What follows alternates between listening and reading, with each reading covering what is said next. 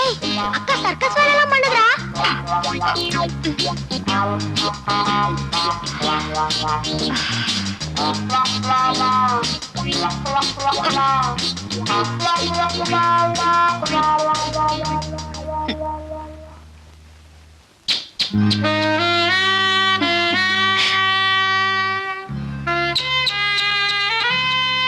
உத்ததீக்கிரமணஞ்சவா சீதாசோக விநாசனா Lakshmana பிராணாதா Hanuman அஞ்சனாசன்.